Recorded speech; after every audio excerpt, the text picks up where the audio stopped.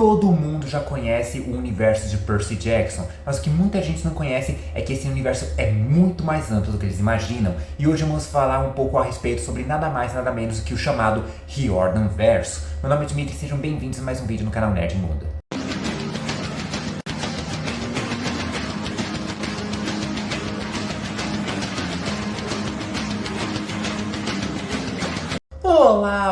Olá, como vão vocês? Tudo bem? Seguinte, em 2008 a Marvel lançou nos cinemas o primeiro filme do Homem de Ferro e a partir daí deu seu início ao chamado MCU, o universo cinematográfico da Marvel. Só que enquanto os estúdios da Marvel e da Disney depois mais tarde estavam focados nesse universo compartilhado dos cinemas, o nosso queridíssimo Rick Riordan também estava criando seu próprio universo compartilhado nos livros ali, né, explorando várias mitologias e panteões diferentes, né? E a gente vai conversar mais ou menos aqui como é esse Riordan Verso, como ele funciona, quais mitologias estão envolvidas aí, né? Quais livros e sagas fazem parte desse universo. Mas não antes, é claro, de você se inscrever no canal e ativar o sininho para receber a notificação de novos vídeos. E também deixe seu like, gostei, joinha, curtida, chame como vocês bem quiserem. Já fez tudo isso? Então, bora falar sobre o Riordan Verso. Só para deixar claro, eu vou falar um pouquinho mais detalhado sobre o Riordan Verso, sobre as grandes sagas que fazem parte, né, as chamadas 5 grandes sagas do Rick Riordan, desse universo aí, né? Então pode ter alguns possíveis spoilers de cada uma dessas sagas e cada um desses livros aí também, né?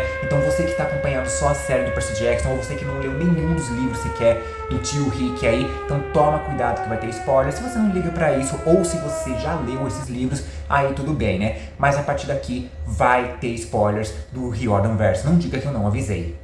Como eu falei, né, é o chamado Riordan Verso, né, são várias sagas ali, vários livros diferentes que fazem parte do mesmo universo, não tem essa coisa de universo paralelo não, é tudo coexistindo no mesmo local ao mesmo tempo ali também, né? E desses livros, os principais ali são as chamadas 5 grandes sagas do tio Rick, né, do Rick Riordan ali, né? E obviamente a primeira e mais aclamada que começou tudo isso, que seria a fase 1 do Riordan Verso ali, né? Se a gente fazer um paralelo ali com a Marvel também, com o MCU, é nada mais do que óbvio a obra Percy Jackson e os Olimpianos, onde a saga é protagonizada pelo personagem com o mesmo nome ali, né? Que a gente tá vendo a adaptação da série da primeira temporada, que é baseada no Ladrão de Raios, que é o primeiro livro, né? Que é justamente o Percy descobrindo seus semideuses, descobrindo toda essa parte mitológica, que deuses, monstros, semideuses, essas coisas existem ali, e tá tudo vivendo hoje nos dias de hoje, ele tá vivendo aquilo, várias aventuras também, além, é claro, de protagonizar a chamada Segunda Guerra Olimpiana, que é ele e os semideuses e as divindades ali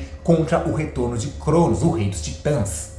E essa saga, ela ganha continuação, né? Ela ganha mais outras 2 continuações, todas ambientadas na mitologia greco-romana. A saga seguinte é Os Heróis do Olimpo, onde eles ampliam esse universo, né? Não ficam focados apenas na mitologia grega, mas também na romana, por isso greco-romana, né? Tanto que a gente conhece semideuses romanos, filhos das contrapartes romanas das divindades. Por exemplo, a gente tem o Jason, que é filho de Plutão, de Júpiter, a Hazel, que é filha de Plutão, o Frank, que é filho de Marte, e por aí afora. A gente conhece o acampamento Júpiter, que é a mesma coisa que o acampamento Messane, só que numa pegada mais voltada para o estilo de Roma, né? Tanto na disposição dos chalés, na funcionalidade de cada uma das pessoas que trabalham naquele local ali, né? Bem tipo, é Nova Roma, como eles chamam ali também, né? Então abre esse leque aí de possibilidades, abre esse universo aí, não ficando uma coisa apenas na mitologia grega, mas também partindo para a romana também, além, é claro, da nova grande ameaça, que é a deusa primordial Gaia, né? Dando início à Segunda Guerra dos Gigantes, porque além da Gaia também tem os seus outros filhos,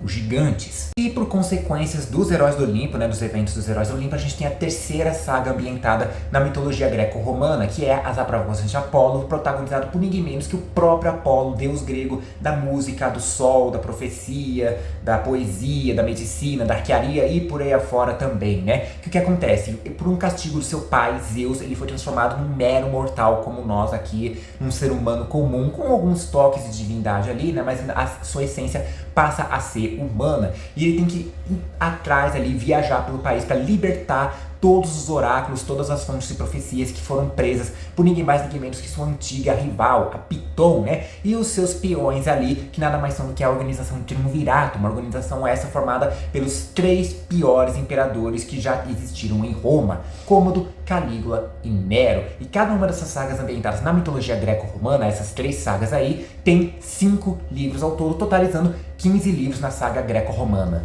Agora, indo para a mitologia egípcia, que o nosso queridíssimo tio Rick também explora, né?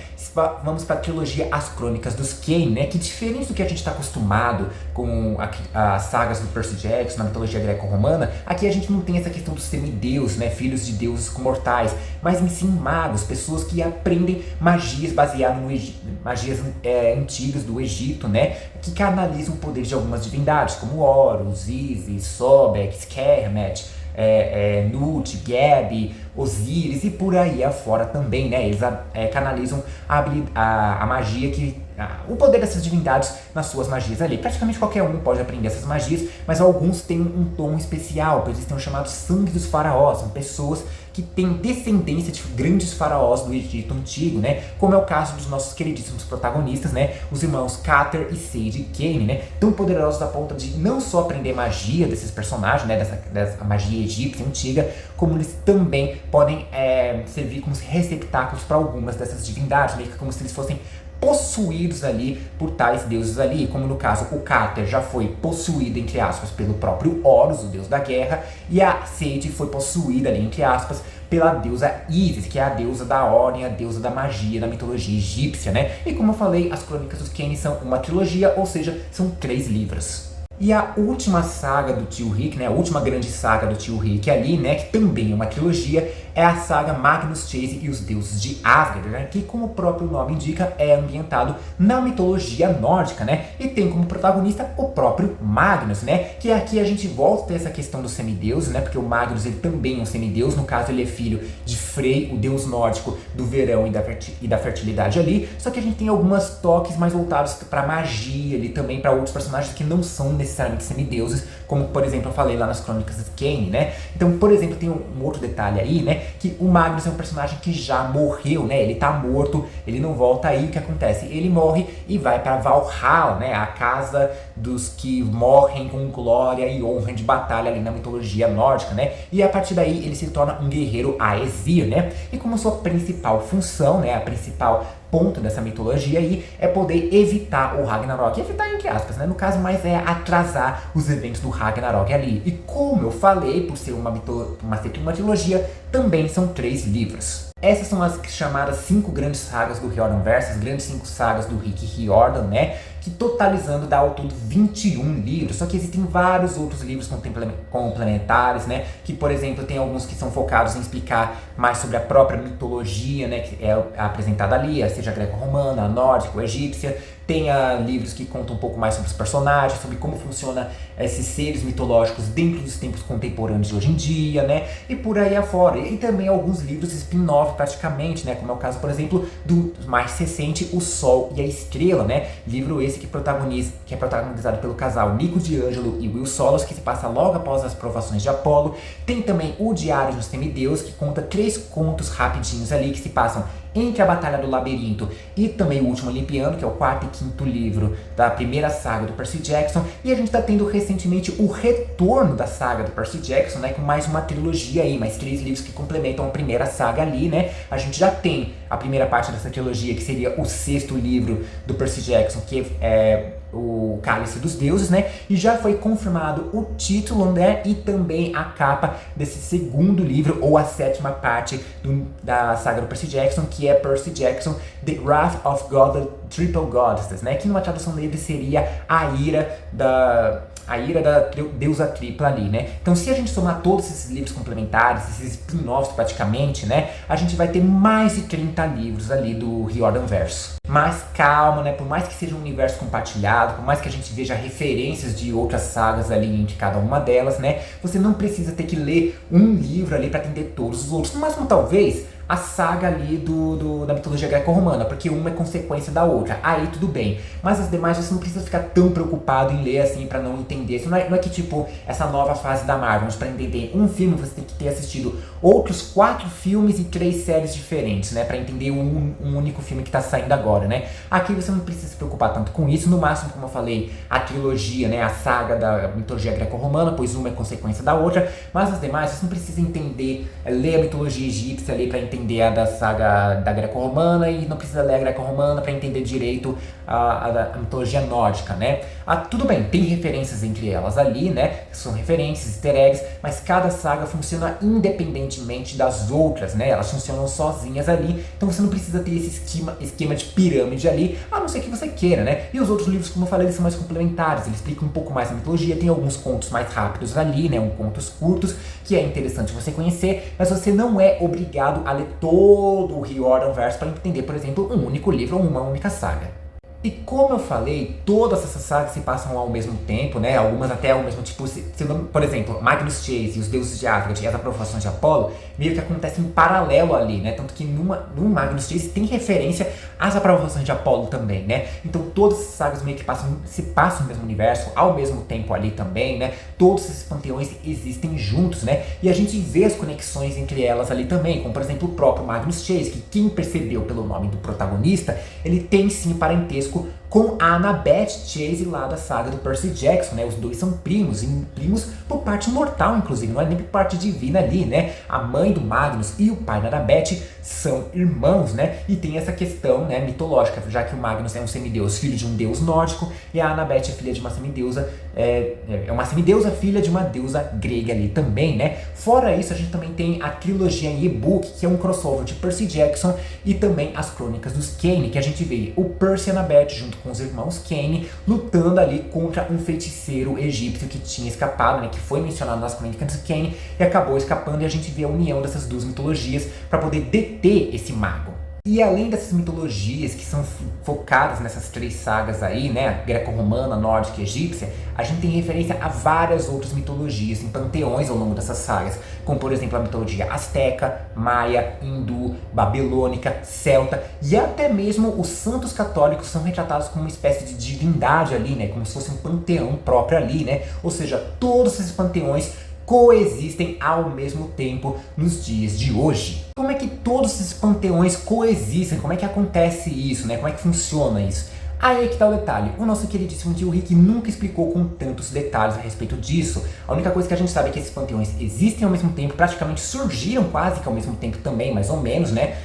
De acordo com a história de cada um ali também, né? Mas é óbvio que as histórias vão variando de mitologia para mitologia, de civilização para civilização, de cultura para cultura, mas praticamente todos esses panteões existem ao mesmo tempo e todos estão no mesmo nível, né? Tipo, não tem um panteão que sobressai ao outro, tipo, o panteão grego é maior, mais poderoso, superior ao panteão egípcio, que é superior ao panteão nórdico, que é superior ao panteão chinês, que é superior ao panteão asteca e por aí afora. Não, estão todos no mesmo nível ali, todas as divindades praticamente, tudo bem, uma com um pouco mais de poder do que a outra, mas todas estão localizadas no mesmo nível de hierarquia praticamente, né? No máximo, talvez, existe uma referência a uma divindade maior, superior a todos esses panteões, né? E que divindade é esta? É justamente meio que aquela ideia do deus monoteísta que muitas culturas e religiões possuem, principalmente hoje em dia. E o nome dessa divindade vai variando de cultura para cultura, então pode ser chamado de Deus, de Jeová, de Jafé, de Alá, isso vai variando para cada uma das culturas ali, né? E diferente dessas divindades que a gente conhece nas mitologias greco-romana, egípcia, nórdica, por aí afora, que é retratado nas sagas do Riordanverso, essa divindade superior não chega a ser necessariamente uma forma mortal como a gente... Forma mortal, né? Numa forma palpável, concreta ali, como a gente conhece das outras divindades. É quase como se fosse um algo e alguém ao mesmo tempo, né? Quase como uma coisa mais metafísica ali também. Essa divindade superior é retratada em algumas formas, retratada não, é citada, é mencionada e teorizada ao longo de algumas sagas ali, como o próprio Kiron falou, logo no comecinho do Ladino de Raios, né, que ele falou que essa ideia de um deus monoteísta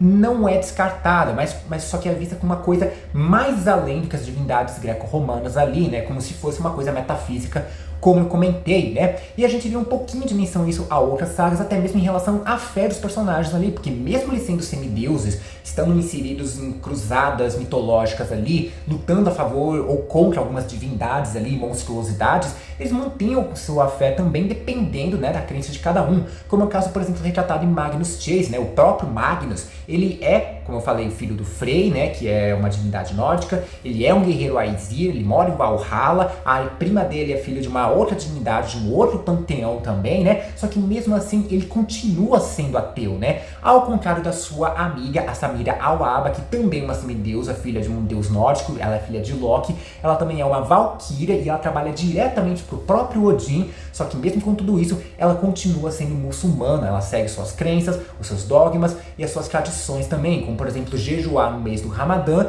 e rezar 5 vezes em direção a Meca durante o dia, né? Então, tipo, isso meio que faz parte da construção do universo também. Embora não seja 100% detalhado ali, não sei se o tio Rick vai explicar detalhadamente em algum momento ali, talvez, até porque eu acho que é uma coisa bem complexa também, bem difícil até pro próprio criador desse universo falar, né? Mas acho que é interessante também esse ponto de vista também.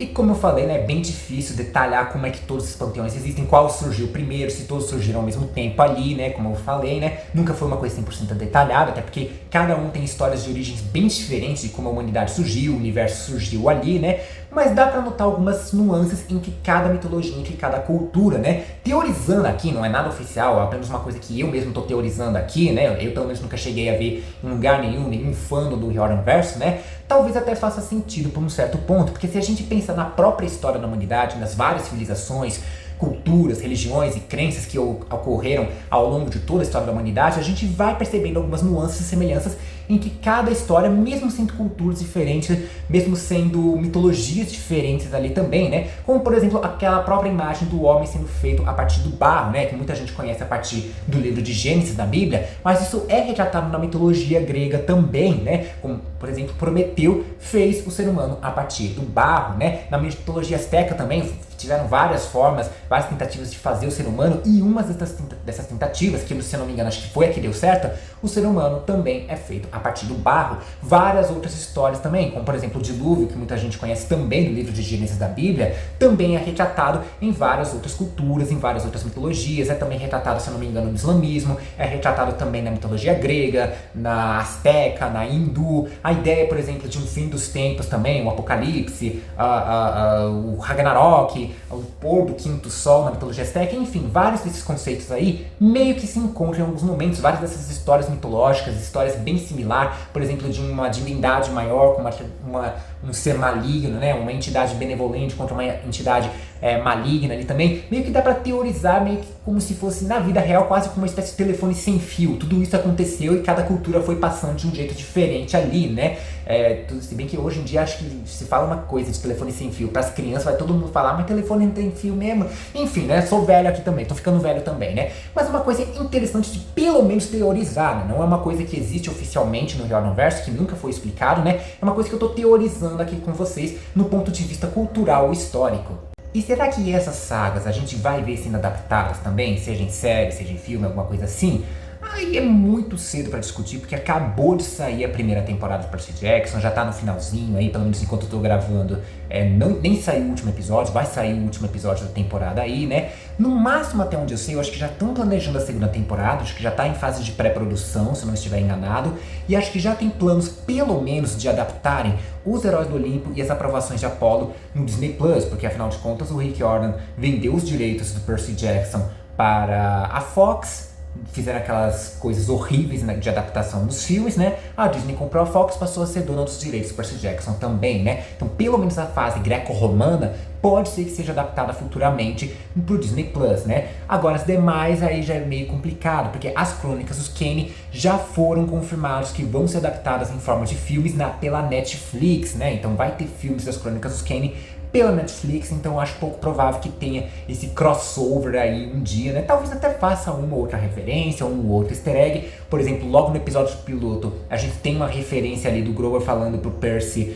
contar sobre o bullying que ele tá sofrendo com o professor Kane, né? E muita gente já acha que é uma referência ao pai do Carter, da Sadie Kane, lá nas Crônicas dos Kane ali também, né? Pode ser só uma referência, pode ser só um easter egg mesmo, acho que nem deve ter o personagem ali também, né? Acho que é só mais pra fazer esse fanservice mesmo, né? Agora, crossover com outras mitologias, com outros panteões, realmente mais difícil saber, né? A gente tem que ver como é que vai ser o desenrolar, como é que vai ser o sucesso dessa primeira temporada, ver se consegue fazer uma segunda, né? E aí, vamos ver o que rola aí também, mas é muito cedo pra falar sobre a adaptação das próximas sagas. Ainda tá na primeira saga ainda, então tem que ver como é que vai ser feito aí no futuro. E isso é o que a gente pode falar a respeito sobre o Riordanverso, de tudo aquilo que a gente tem conhecimento, tudo aquilo que a gente pode teorizar também. E você conhecia esse conceito de Riordanverso? Você já leu algum dos seus livros? Ou você já leu a saga toda, né? Incluindo os livros complementares ali, né? E qual próxima mitologia você gostaria que o tio Rick escrevesse agora, fizesse uma nova saga? Se eu não me engano, eu acho que ele estava trabalhando em uma saga voltada para a mitologia celta aí, que pode ser que faça parte desse Riordanverso também, com o universo de Percy Jackson, as Crônicas dos Ken, do Magno Chase e por aí afora, né? Mas deixa aí nos comentários que outra mitologia você gostaria que o tio Rick explorasse. Compartilhe esse vídeo para todos os fãs de Percy Jackson, dos fãs do Riordanverso, dos fãs de mitologia, dos fãs de uma maneira geral. Não esqueça de se inscrever no canal e ativar o sininho para receber a notificação de novos vídeos. E também deixa seu like, gostei, joinha, curtida, chame o que vocês bem quiserem. Vou ficando por aqui, um forte beijo, abraço e falou!